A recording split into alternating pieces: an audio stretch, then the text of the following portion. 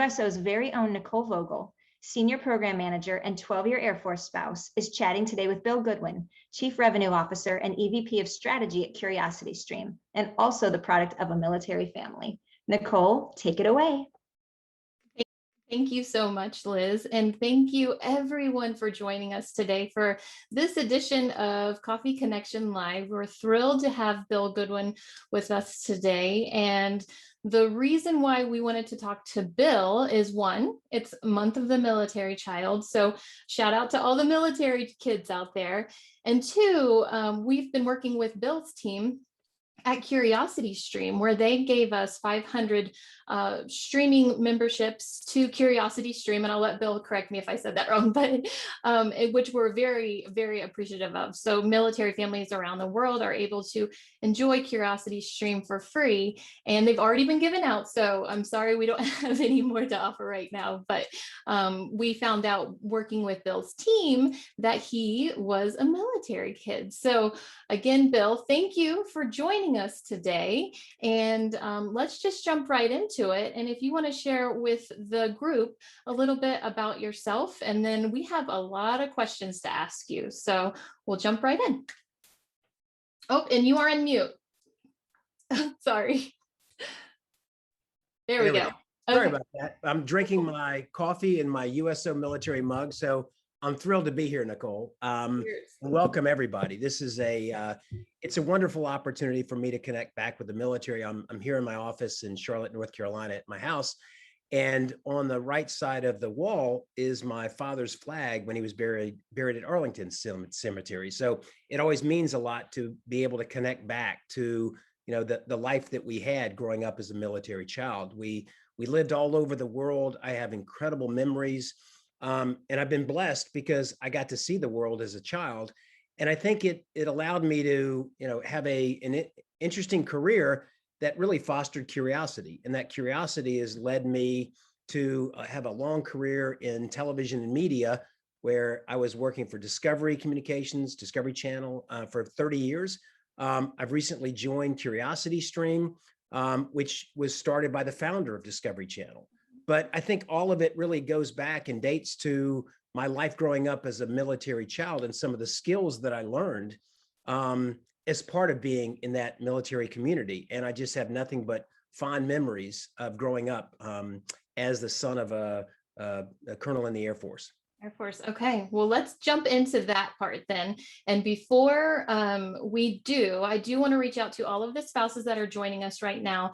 And this is all about making connections. So please share your LinkedIn profile in the chat box and make sure you're making connections with these military spouses joining us today. I see that Aaron's here, Jane, Jessica, Joy, Karen, Laura, Sharia, Stacy, and another Stacy, and many more are out there joining us today. So thank you all. But Bill, let's jump right back into the childhood part of being a military kid. You said your dad was in the Air Force. Yes. Where did you live? Where did your military childhood begin? Right. Well, I have two older brothers, and they were both born at the Air Force Base in Tucson, Arizona. I didn't ever live there, but my two brothers are born there. You probably know is it Loring? Is that the name of the base in Tucson? That's a tough one. I don't know if spouses in the chat might know, and make sure you let us know, and we'll check back in on that one. It could be. So in any case, they were born there, and then my father was going to be stationed overseas for a bit. He was in the Strategic Air Command, SAC, and my mother was going to deliver me, and so my father basically suggested she go to North Carolina, a small town called Tarboro. It's eastern part of North Carolina, very small, but that's where my father grew up. And since he grew up there, that's where my mother delivered me, and I was born there. And then after that, we ended up going to Limestone, Maine. You know, there's Kennebunkport and there's Limestone, and Limestone is different than Kennebunkport. It's very, very cold. But the thing that I remember the most is I just have these vivid pictures that my parents used to keep, and myself and my two brothers were dressed in these big, you know, warm clothes that you look like you would be going trumping through Alaska. It was very cold in Limestone.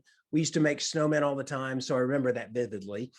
So we lived there quite a bit of time. And then we got stationed, of all places, Wheelus Air Force Base, which is Tripoli, Libya, Africa. Wow. So we lived there for a little over 3 years, and it was a wonderful experience. It was actually put before Gaddafi took power. I'll talk a little bit about that in just a moment, but it was an amazing experience. I was probably 7, 8, 9 years old. And we lived, the base was very, very close to the Mediterranean Sea. And used to go out, and I have these incredible memories of just looking over the Mediterranean Sea, how beautiful it was. And then you go to the markets and you'd learn about, I would learn about bloody oranges, which, you can't find those too often in the States.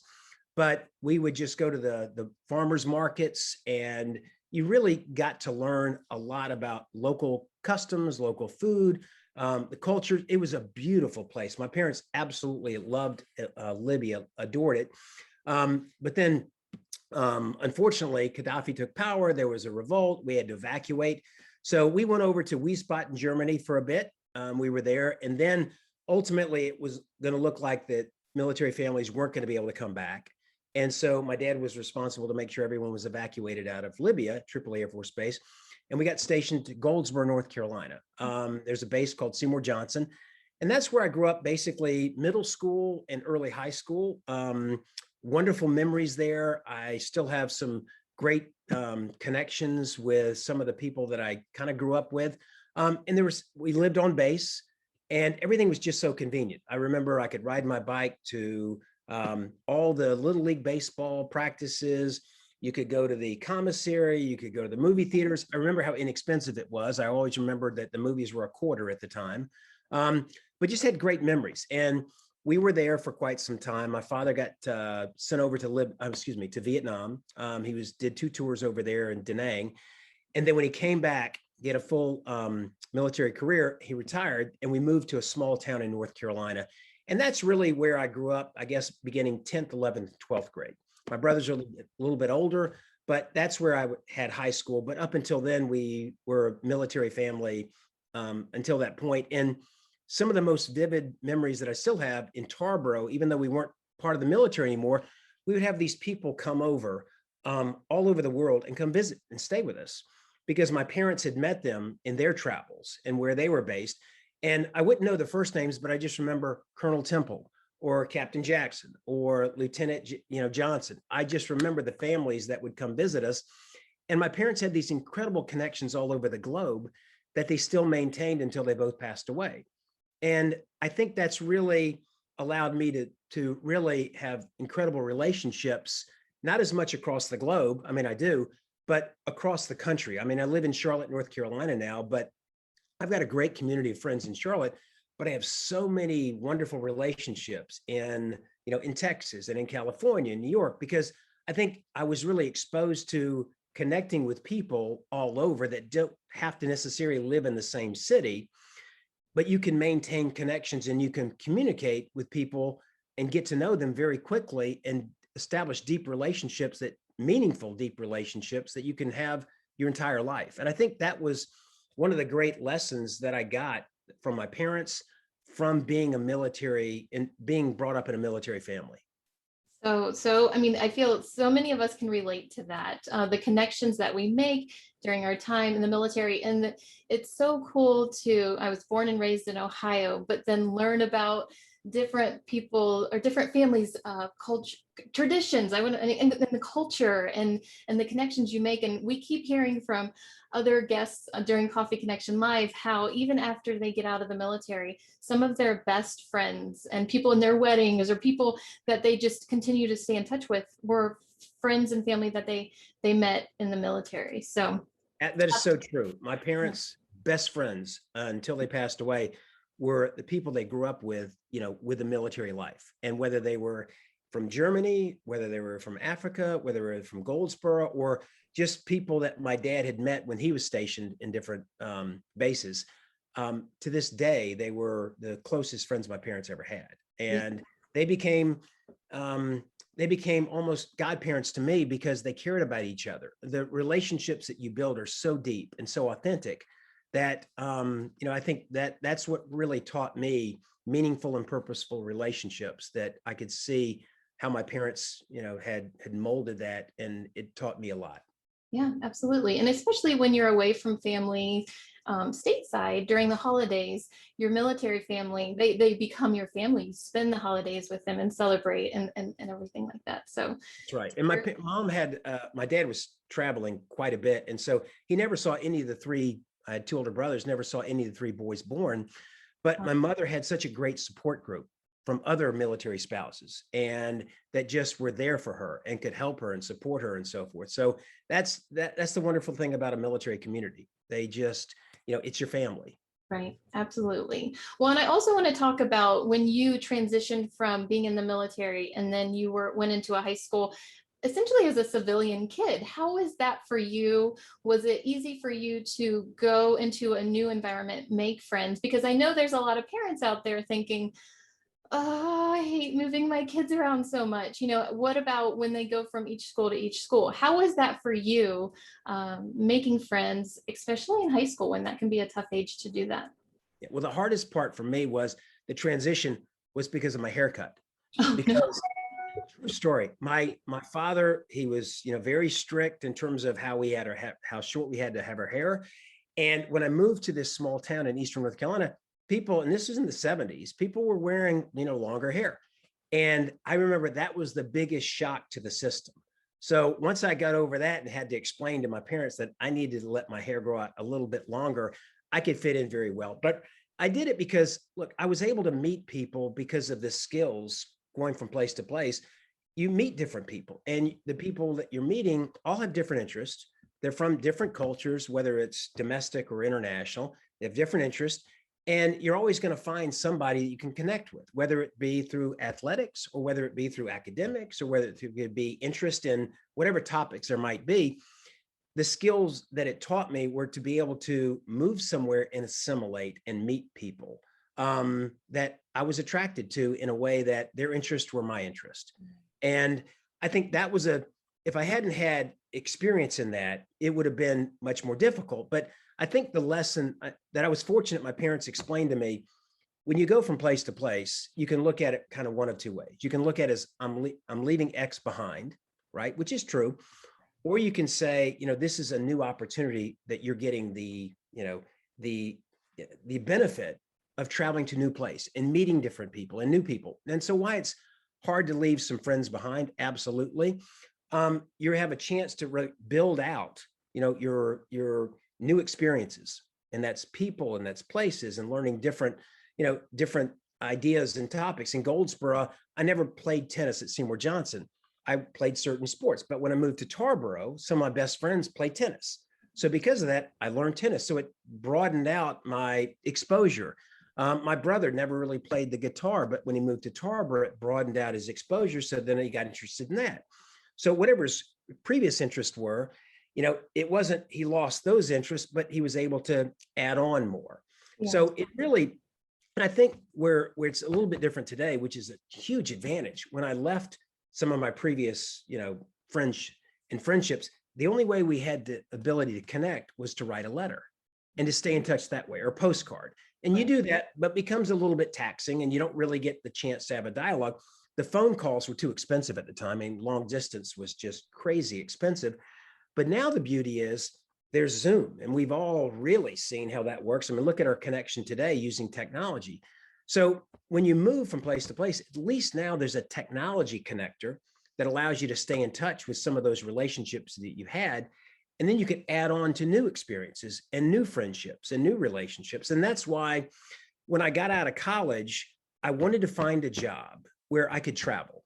Yeah. And I was interested in that because of how I grew up. And I didn't want to have a job my first job was in Atlanta, and I moved there. And I was actually selling copiers, from company to company. But I did it, and I needed to, of course, we all need to pay the rent. So that was my first job in sales. And I think the sales job I was able to get because of the way I was able to meet and interact with people very quickly, but, authentically. But I knew that wasn't going to satisfy me long-term because I wanted to experience the country. I traveled more internationally being part of the military than I had domestically. And I wanted to find a job where I could go to New York, or I could go to, Wichita, or I could visit Dallas, or I could visit Oklahoma or California. That was one of the jobs or careers that was really exciting to me. And I was able to find something. And I think that love of travel and experience, that curiosity, because I grew up in that environment, allowed me to really have the career I did. Discovery and having a wonderful 30-year career there, and then led me now to Curiosity Stream, where I'm excited about really helping people explore their world. Right. Yeah. And well, I love how you touch on the travel piece, because it's coming to, as I'm learning more about military spouses and the military life. I mean, I've been a military spouse for 12 years, but all of the locations that we've been to, which include Germany, and I saw we have somebody from Wiesbaden joining us today. So shout out to our friends in Wiesbaden.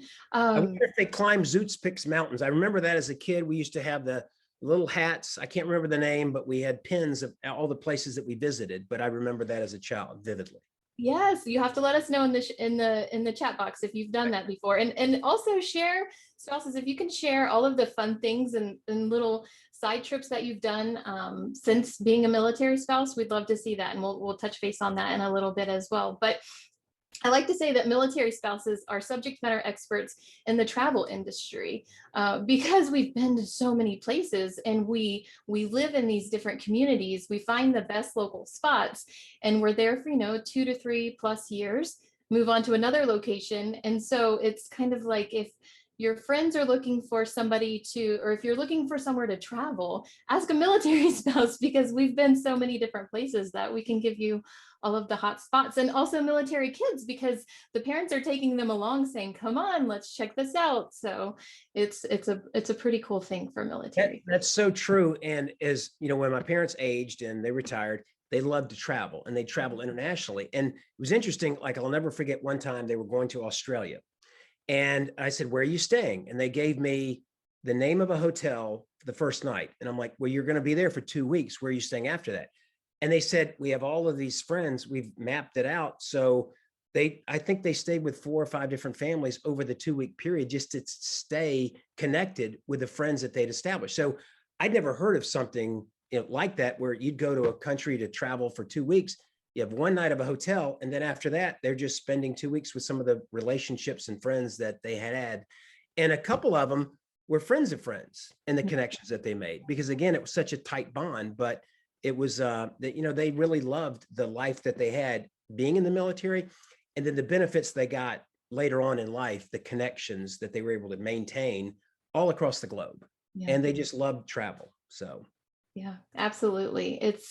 It's a beautiful thing. So yeah, military spouses, travel experts, but then, and I joke on this one too, is that they're interior decorators or experts at designing their houses, since they move so much that they're always rearranging furniture, and they know where everything needs to be just so. So that's great. So speaking of moving, when you moved from Maine to Africa to Germany to all of these different locations, do you have any stories from moves that you can remember as a child where you're like, wow, that happened, or I can't believe that happened? Well, one of the stories, I don't remember this because I was much younger, but my mother, she was telling me the time that we were moving. I think we were going from Germany to maybe Spain we had to, they were moving us around while we were trying to see if we could get back to Africa. And I think at one point there were 3 boys, and we were young, but I think maybe it was me or my older brother, we almost didn't make the train. And literally it was so close that my mother got on board with the train, and one of us was being left behind. But one of the other parents scooped one of us up and got us on the train. So I don't remember that, but my mother always, to this, until she passed away a number of years ago, used to tell me that story, how she was indebted to one of the other families that made sure, we didn't get separated. But there are just so many stories. I'll never forget, in Africa, we would go to the festivals, and I would learn all about the types of food and the date trees that were everywhere. It was a beautiful country. My parents always wanted to go back to Vietnam. My dad loved that country, and he wanted to see it. He never got a chance to go back later. But in any case, the stories that they would tell me of the places they went. There was one story that my father shared with me. He used to have B-52s, was the planes that he would fly. And at one point, it looked like the plane was going to run out of gas, and they were over shark-infested waters, and they were trying to put everything out of the plane to lighten up the load. but my mother, it was their anniversary, and my father, I think, was in Turkey or somewhere, and he got this great deal on this inexpensive kind of mink coat. And the people were throwing things out of the plane, and he's like, I'm not throwing this mink out. I got it at such a great price. I'm not throwing this out. Fortunately, the plane made it on shore, but he was not going to let that coat that he'd gotten a great deal on in Turkey or wherever, go out on the plane. But in any case, there were just stories like that he shared with me that were fantastic. But my brothers and I, there's a lot of pictures. We have some video that my parents took, but so many pictures of us exploring. I saw in the chat box, somebody had climbed Zoot Pits as well. I just noticed that. Remarkable. We went to Madrid. We visited there.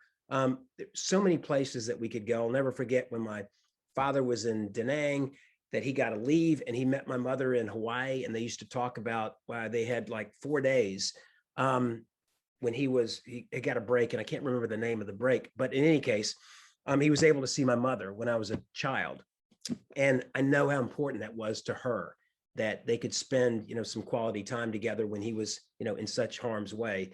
And she would share that with me and talk about how important that was to see them after the fact. And I think it allowed me, my wife and I have been married. We got married in 97. So I don't know, what is that? 13 years or something to that? No, actually longer, 2007. Do the math. Oh, I'm so bad at math. I'm a business major too. So we got married in 97. So that makes it 24. Jenny, thank you. 24, right. So in any case, I've had opportunities. My career's allowed me to travel, and I've had this thirst for travel, but it's also allowed me to have, my time away from my wife, but I've learned, and she has learned, how to be productive with each other, when we're not on top of each other 5 nights a week or 7 nights a week. And we've been able to be, independent, productively independent.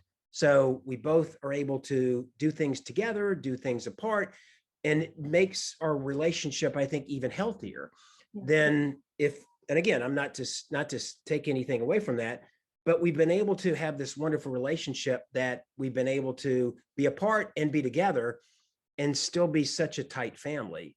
And I think my parents modeled that for me, that we didn't have to be together every single night for us to be in love with each other. So I'm blessed to have, that parents that modeled a healthy relationship. Doesn't have to be one that you stay in the same place, or a healthy relationship doesn't have to be modeled that neither one of you, are not away from each other for some period of time. So it allowed me to see that you can have incredibly healthy and happy relationships, being apart or traveling or being not in the same city. My wife grew up in one place and she never really moved, and that was her whole childhood. And I had incredible experiences and went to place to place to place. Now, given that, you had to learn how to embrace it, right?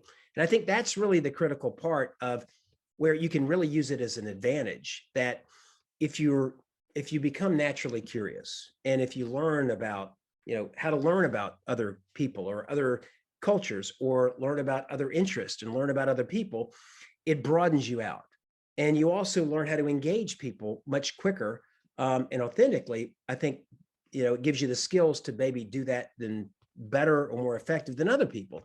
And I would say that's really allowed me to land the jobs and have the careers that I've had, because I'm able to connect with different people, whether it's the, different education backgrounds or different socioeconomic backgrounds or different races and religions. It didn't matter, because in the military, you're all one family. Right. And nobody looks at whether you're black and white or rich or poor or where you came from. It doesn't matter.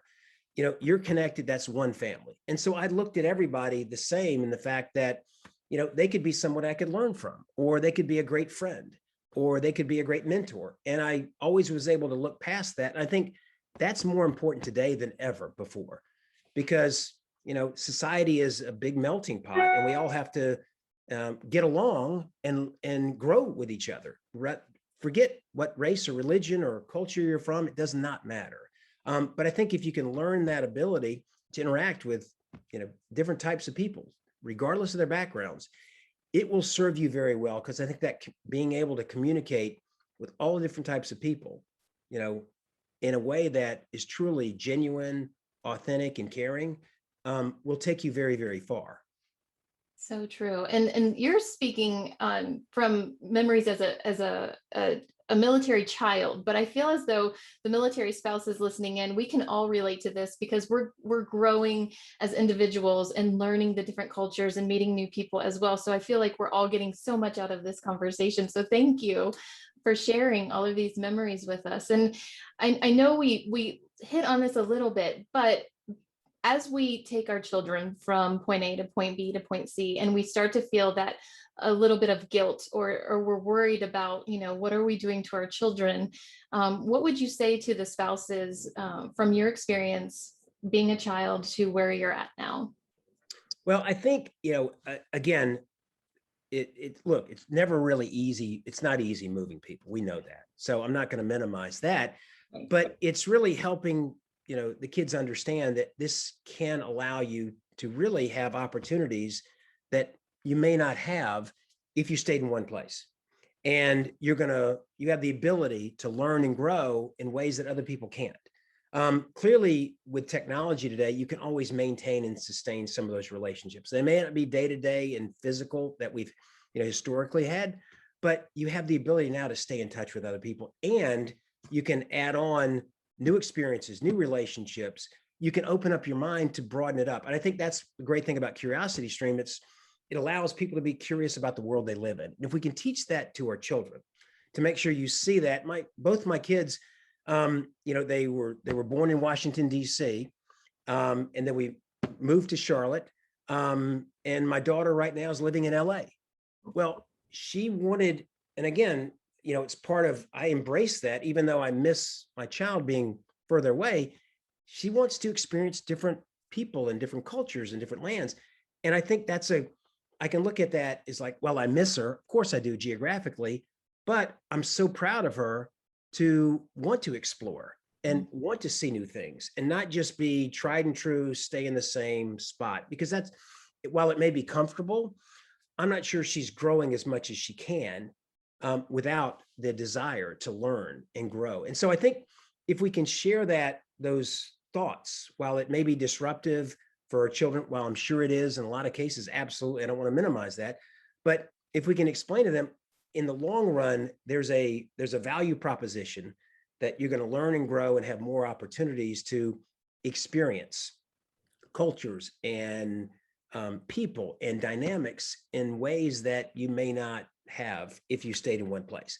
And that can serve you well when you're either applying to college or you're looking for a job.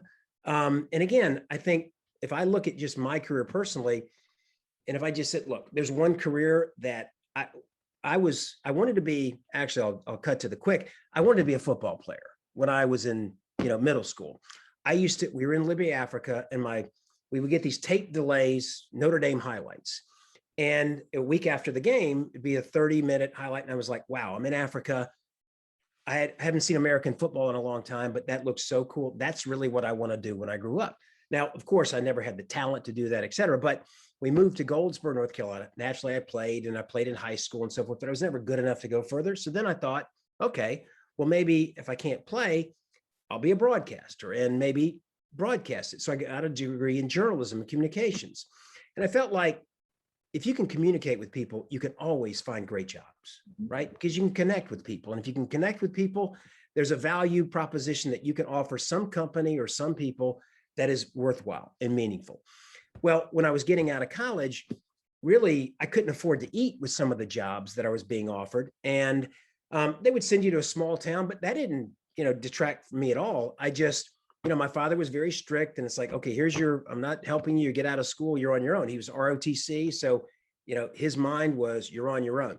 So then I decided, okay, well, maybe I'll get a job in sales. And I knew I could interview for a sales position because of my military background, because I could meet people very quickly, engage with them, authentically and credibly.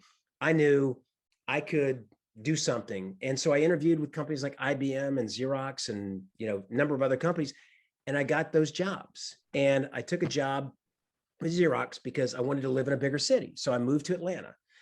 And if I think about why I got that job, it's because of my ability to move from place to place to place and learn how to connect with people. And I was able to connect with different types of people better than any of my peers because of that background. And I did that. And then I wanted, again, I'll tell you this real quickly, and I don't mean to talk about so much about myself, but because I was doing that job. And I think this is a lesson that when I talk to college kids or whatever, whoever they are, my thought is whatever job you have, it may not be your lifelong ambition or your lifelong job. That's okay, because your first job probably is never going to be. But I was selling Xerox copiers door to door with companies. But one company, about 11 months in, I'm knocking on the recruiter's door. It's just a company. And I didn't know it was an executive recruiter. Well, I didn't know what an executive recruiter was. I was 22 years old. I'm just trying to sell the copier. So I did the demo, did the presentation. The next day, the lady called and I thought she was buying the copier. She said, no, I actually have this great job in media that I think you'd be terrific for. In media, there's a number of companies, television networks that are growing. We think you'd be terrific. So I interviewed for that and got the job. So the lesson I always tell people is, no matter what you're doing or what the job is, if you have a positive attitude about it, then great things are going to happen to you. Now, I knew selling Xerox copiers wasn't my lifelong ambition or career, but I had such a positive outlook when I did it. She thought, if you are this happy and excited about doing this, then I've got a great opportunity over here. And I took the job because it was in the media industry. It was the ability to travel, meet different people, and be part of a growth industry. But I look on that, background, that the military life and the skills that it gave me, it was because of that. And so I'm really appreciative of, when I was a child, I didn't love moving. When I'd connect and meet some of the kids that I did, like when we were at Seymour Johnson, I had some great friends.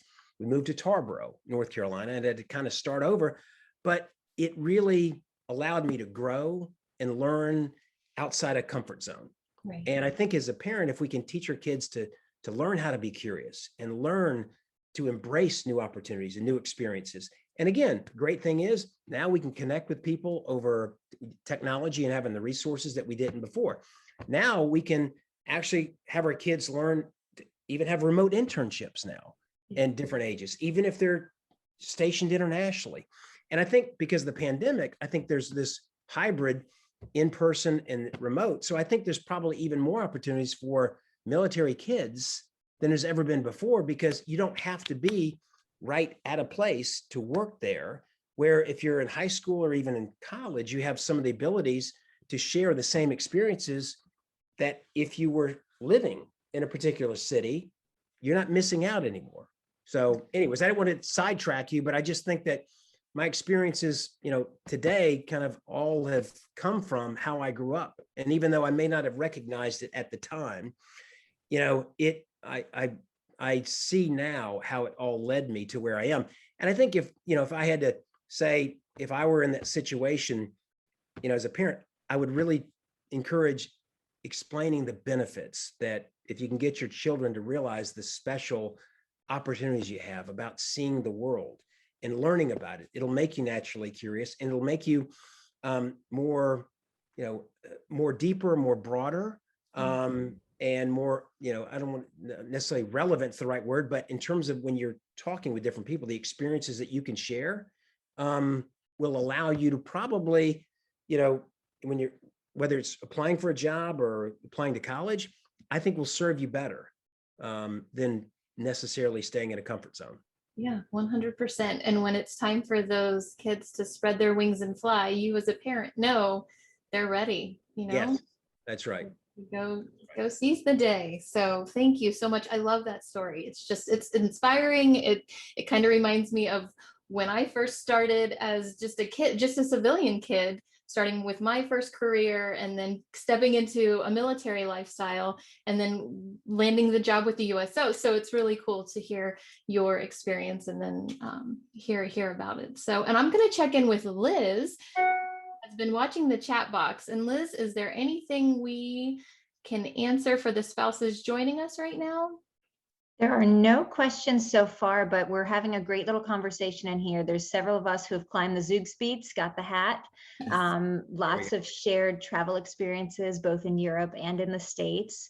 And all of us are kind of bonding over the fact that we're probably not messing up our kids by moving so often. So thank you for your encouraging words. I think one of the things that I would say that I was a little naive when we got out of, my father retired from the military, we moved to Tarboro. I didn't really know about careers outside of the military because we were such a military family, and my parents really never shared there's really what a civilian life looks like. And I didn't really know much about it. So I do think had I been exposed a little bit more, I mean, again, we didn't have there was no television other than 3 channels. There wasn't a lot of knowledge that my parents gave me because I think my dad always wanted me to be in the military anyway. But I didn't know enough about some of the other careers that are out there. So I think if we can share, because as much as the military life was great for them, my parents never shared that there are other careers that you could have outside the military. But I think if we can, make sure that our children know that, we are in the military family, but there are so many opportunities that, with outside the military, and skills that you're learning in the military can actually serve you very well. But I just didn't know enough about the civilian lifestyle when I was a kid. I didn't know what people did outside the military because we always lived on bases for the most part growing up. So in any case. Well, and here's a question that I've always wondered, and maybe some of the spouses have as well. When you were being raised in the military and somebody would ask you, where are you from? How would you answer that question? Well, I live place to place to place, but my roots are, right? I would say Seymour Johnson Air Force Base, and then Tarboro, North Carolina, and Libya, Africa. And they would say, what? And then I would be able to, have a story to tell. So I didn't have one place, right? And so I just remember doing, having multiple places because, and I didn't feel awkward at all. Where are you from? Well, I spent most of my time in Tarboro, but I grew up in multiple places. But when I, tell them about something like Libya, they're like, what? And it allows me to really connect with people because then they can share or what was that like? It allows you to go deeper with people, right? Because now people are curious as to what your story is because you've got that story to tell. So I never forget, like when I moved to Tarboro, well, where'd you grow up? Well, I lived place to place to place. Right. And then somebody would be curious, right? Or, what was Goldsboro like, when your father was, away? But it just, there's nothing wrong with having multiple places that you love and you grew up. It's just like, if I had to say, where's your favorite place to travel? I wouldn't have one place. Right.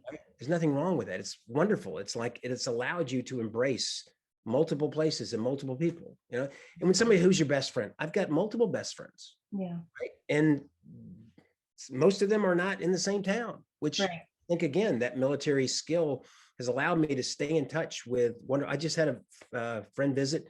He and his fiance visited from California this past weekend. I have deep connections with people that don't have to be necessarily in my same geography. And I have those friendships too, but it allows me to have a much richer and deeper experience. Right. It's where you have to start thinking about what time zone they're in. So if you call them, it won't wake them up, or, they could be sleeping or something like that. So that's a great thing about text. I mean, our kids know how to text and email, and it's beautiful because they can just stay connected with people that we couldn't back then. Yeah. So you talked about when you went back to school as a civilian kid, we'll just say a civilian kid, and your haircut. So I know when we talked beforehand, before we set up the Coffee Connection line, you were talking about the walk and how your family had a walk. Can you share that story with us? Because I love it so much. I think it's great. Well, and again, it's a small town in North Carolina, Tarboro, lovely place, lovely people. But my father was really naturally curious. He loved, making, and my mom did too, different types of dishes. So I grew up, I learned to eat Chinese food and Thai food and, different cultures. And I was exposed to that a lot more than probably the people that I lived in my small town, Eastern North Carolina. And so my dad had a wok. And so I'd have friends over, my mom would make dinner and people would be like, what is that? And it's like, well, it's a wok. and they didn't, I think we were probably the first family in Tar Harbor to have a wok.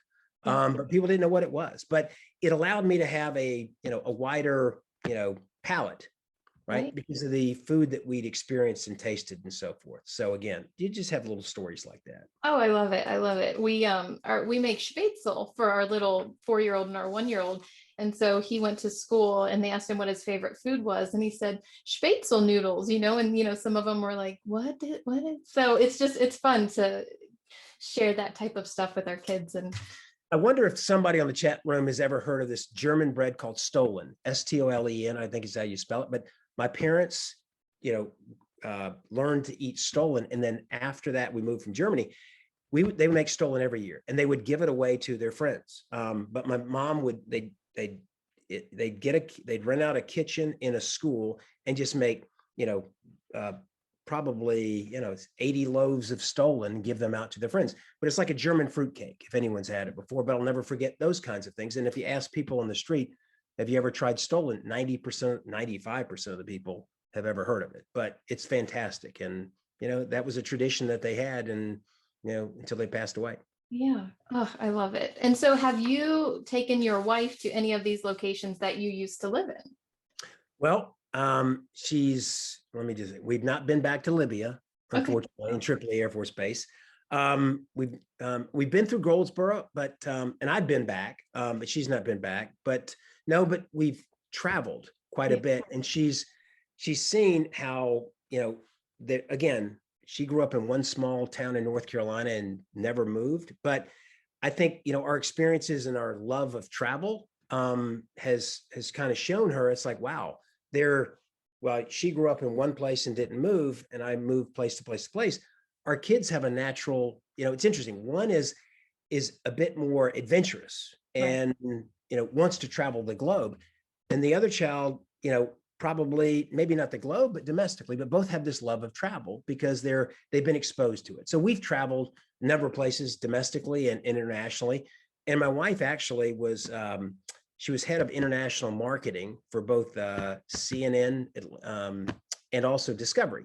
So she's gone from place to place to place and traveled extensively. So in any case, it's one of those benefits that you get, and you see it. Sometimes you recognize it much later in life. Yeah. But you can recognize it early if, and I think that's the connection that parents can have with kids. And if they can really, somehow, figure out a way that the kids can learn to embrace it, because it is such a beautiful opportunity that you have this moment in time to travel and see cultures and people and places that you may or may not have later in life. And you can use that, productively the rest of your life, whether it's looking for a job or connecting with people or, developing interesting relationships. Absolutely, 100%. And I feel like traveling can definitely bring the family together, make you stronger, and it gives you something to talk about at the dinner table too, later on and throughout the holidays as the kids come back home, as they've spread their wings and fly, you can reminisce on those adventures that you had together. Yeah, and everybody, look, when you're moving, and you get your orders and you're moving somewhere else, you learn that, okay, everyone's got responsibilities. And that, okay, then you're going to make sure you do X for the family. So my brother would do Y, my other brother. So I learned a lot about discipline. Yeah. Right. I learned a lot about, frugality. Right. Yeah. I learned a lot about, how to be, smart and efficient, because that's the military life teaches you these skills. Yeah. And financial literacy is important. Again, you're joining the military, not necessarily because you're trying to make the most money. You're joining the military because you have a love for your country and the connections with families that you have. And I learned, very well from my parents about being disciplined and, good financial literacy. And, it has taught me well. And there's a lot of those, those life lessons. I go to commissaries and you'd see that you don't have to pay, 3 times more than something else for it to be great. Right. So those are life skills that are really important, Yeah. Good. Thank you for that. Let's see here. Okay. So let's talk about your dad in the military. He was in the Air Force. Had he ever attended a USO show or talked to you about the USO when you were a kid?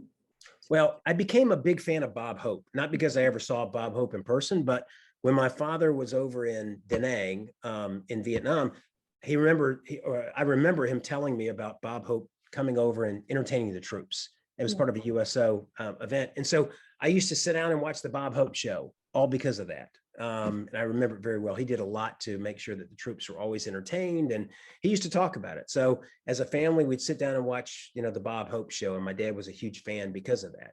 Yeah. Oh, Yeah. love it. And it's great to hear, every time we talk about the USO, people think about Bob Hope. So his legacy lives on for sure. And Absolutely. then There's a lot of old movies and Bob Hope, and it's like I still watch some of those old movies only because, and I've never met Bob Hope. I've never met him in person, seen him in person, but my father shared those moments and how much he cared for the military. And so I can watch Bob Hope movies all the time now, just because Right. I'm still a fan. Yeah. Oh, so good. Well, and I want to talk about Curiosity Stream because we have a couple minutes left. Right. What brought you to Curiosity Stream? What can you tell us about Curiosity Stream for those that might not know about it and what it is? And let's just start there. Sure. Well, as I mentioned before, I joined Discovery in 1987, and the founder of Discovery Channel was a gentleman named John Hendricks. And he started, and I'm going to date myself, but that's okay. In the 1980s, there were very few television networks, right? You had local broadcast stations, maybe 3 networks. And then you had, there was, I think, CNN, maybe MTV and HBO, and that was almost about it, a couple more. But he basically said, look, there's a channel for news, and there's a channel for sports. ESPN was around, but there's not a channel that allows people to learn in a fun and engaging way. There's not a channel that allows you to be entertained and enlightened all at the same time. So he had this vision for this channel called Discovery, and he wanted to make sure that we could enlighten, engage, entertain, and educate all at the same time. And it was going to be nonfiction documentaries. So I joined because I had a thirst for that. It was all about science, technology, nature, culture, people, places, and cultures. And I was fascinated by that. So I joined there and worked my way up and had a 30-year career. I was president of domestic distribution, president of global and international distribution, managing an area of multi-billion dollars of revenue, and had a wonderful career. And then I was able to spin a business off called Discovery Education. And I was CEO of that for a number of years.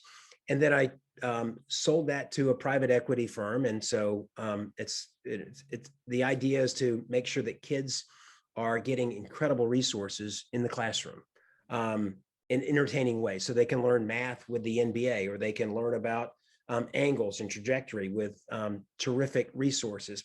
So in any case, I was, and I moved to the board. So I'm on the board of that. And then a great friend of mine who I used to work with, he's the CEO of Curiosity Stream, a gentleman named Clint Stinchcomb, called me up and said, look, I'm part of this incredible company that John Hendricks, the founder of Discovery Channel, started. And it's wonderful. And it's right up your alley because it's nothing but 24 hours a day of nonfiction. It's a streaming service, but it's nonfiction. And it's the highest quality content about science and nature and travel and culture. And it is a wonderful service because there's no advertising within the shows. You can watch a full show. So it's a safe haven for families. So imagine you can learn about the world. There's no commercials, and it's whatever topic that you're thinking about that you're interested in. Again, whether it's travel in a certain country, or nature in a certain animal, or cultures in a certain type of people. I fell in love with the idea again because it goes back to my roots, right? So I joined there about a year ago. I was a chief revenue officer. So we're trying to bring curiosity all around the world. And it's great from my perspective. I think it's great for every parent, right? And every family, because whether you're 8 or 80, you can learn something. And I think the coolest part is when you can watch it with your kids. Yeah. Then you can talk about, all right, so what's your favorite show? Let you pick a show this week. I'll pick a show this week. Let's watch them together and let's talk about it. And so you can learn productively in a fashion that you can pick and choose, where we used to have linear TV and the only thing you could watch was what the networks would broadcast. And in this case, it's a wonderful opportunity to share experiences and knowledge and learning. So I'm all about I call it kind of learning wellness. There's financial wellness, but I love the idea that you can learn productively and you can learn in an entertaining way. And you can do it with, your family. And then there's something to talk about and go deeper and richer. So I fell in love with the company, the mission, the purpose. And so we're trying to now bring Curiosity Stream, to anybody all over the world. So. Well, thank you so much for that. I know the families that are watching it now absolutely love it. My husband and I watched one on Yellowstone because we're getting ready to travel there. We just typed it in and it came up and we loved it. And our 4-year-old, I said, what do you want to watch? And he said, dolphins. So we just typed in dolphins and a dolphin show came up and he loved it. So thank you. It was a lot of fun to watch. And the great thing is if you can sit down and say, what'd you like about it? So you can actually help, we're in a knowledge economy now, right? And so knowledge is critical and being naturally curious. And so this allows people to really engage in a fun, entertaining way, I think, which is very, very healthy. It's one of the great skills you can have. You need to be able to communicate with people and at all different levels and in all different backgrounds, right? And I think if you can become naturally curious, then I think that can also serve you very well. Yeah, that's a great takeaway too. Become naturally curious. And Liz, were there any questions out there for us that we can answer right now? I don't believe so. I think you guys have covered everything. People are loving this. Awesome. Well, and I have actually two. Well, we'll go with one question from Jane, who is a registered spouse from Wiesbaden, Germany. And she wanted to know, and this is an excellent question for those who are transitioning out, how did your parents decide where to settle after military retirement? Good question. You know what? And they looked at a lot of different places. They thought about going back to Tucson. And that's really, they decided not to go there because I think they decided that's where they want to retire. Right. So, I mean, when they got older, they looked at Raleigh, North Carolina. My dad was thinking, all right, well, maybe I'll open a restaurant there. So he looked at that. I'll never forget. He had conversations. He was going to open, I think it was a Western Sizzlin franchise at one point. But then he decided, go back to Tarboro, which is where he grew up. And he had a brother that was still living there and he decided, you know what, let's go there. So I think the family piece was what drew him back to Tarboro. But I think the great thing about my perspective is whether he went there or whether he went to Raleigh or whether he went to Tucson, which I'd never been before, I would have loved it no matter where he would have gone, because that's what military kind of taught me. Wherever you go, you're going to find a way to embrace it and love it, and it'll be home. And that's kind of how I've always looked at, careers and jobs. Love what you have, and then you'll end up, things will work out, right? But if you can look at it as an opportunity and an adventure, it will serve you very well. But again, it taught me as a military child, wherever we go, we're going to make it a wonderful experience rather than looking at the downside. That's what my parents, really taught me. Here are the wonderful opportunities that we have. Look at how we can learn about, this destination, the different types of people we're going to meet, and you have great shared experiences. And so much as if you can meet great people that can develop those relationships, every place will be home, right? So in any case, I think, they always had this love for Tucson. I think it was Loring Air Force Base, I believe. And they always wanted to go back there. They never got around to it because they both passed away recently, a number of years ago. But they had, I think, if they didn't have grandchildren in North Carolina, they would have moved there, no question. Yeah. But Tarboro was where my father grew up, and so that became home for him. That's why. Good. Well, thank you so much for this conversation and having coffee with us today. This was so much fun, and I just love your story and sharing all your memories and your expertise in today and where you're at today. So we appreciate your time. Do you have any closing remarks for the spouses or for military spouse, or not military spouse, but for Military Child Appreciation Month? Yeah, I just want to say that, look, this has been an honor for me and a pleasure. I can't thank all the military families enough for the commitment that you make to this country, this life we have. It's because of the commitment that you and your spouses make, to serve, a greater good. And so this is my appreciation to all of you for the hard work that you have. As much as, my father was in the military and he had to go a number of places, my mother was the backbone of the family because, she had to make sure all three kids, stayed, in the, stayed straight line, that we were positive, that we would, get our schoolwork done, that we would be, good citizens as kids and learn as adults. So it's not easy being in the military, and it's not easy being a military spouse, but the commitment that you make to a greater good is a selfless act. And I can't thank you enough. And I will say this, the relationships and the community that you have and the organizations like USO to make that community stronger. My parents are so blessed, and they would have never changed a thing about their life. And I was, I'm thankful that I had two parents to model what a beautiful relationship was. I think they were married for like 48 years, something to that effect. It was fantastic for me to see. So thank you, everybody, for joining us. Bill, thank you again. Thank you very much. And my appreciation to all of you. Thanks again. It was an honor. Take care, everybody. Bye.